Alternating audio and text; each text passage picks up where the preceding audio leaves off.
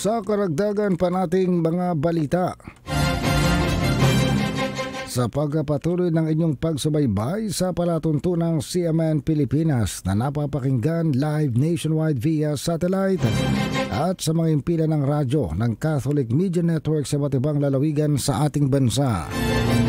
Araw na po ngayon ng Lunes, ika-18 araw na sa buwan ng Marso.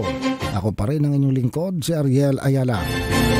Report muna mula naman sa impilan ng DCSB, ang Spirit FM CMN Calapan, Oriental, Mindoro. CMN Live Nation. Dennis Nebrejo, magandang araw sa iyo.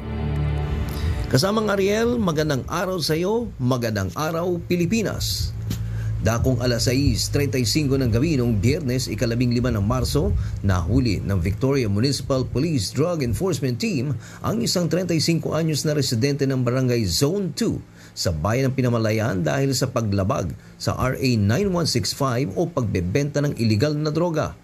Sa ulat ni Police Major Jemory Vergara, hepe ng Victoria Municipal Police Station, nabilhan na lalaking suspect ng isang plastic sachet na may pinaghihinalaang shabu at nakuha pa sa kanyang posisyon ang isa pang sachet na nakuha sa kanang likurang bulsa ng pantalon at isa pang kaha ng posporo kung saan nakuha naman sa gilid ng dala ng motorsiklo na naglalaman ng ilang pirasong mga sachets.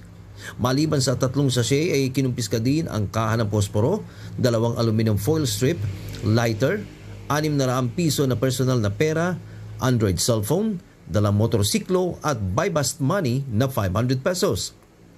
Hanggang sa mga oras na ito ay nasa kustodiya na ng Victoria Municipal Police Station ang suspect habang inihanda ang kaukulang kaso. Ako si Dennis Nebrejo ng CMN 104.1 Spirit FM, Calapan City, nag-uulat ng live para sa CMN Pilipinas.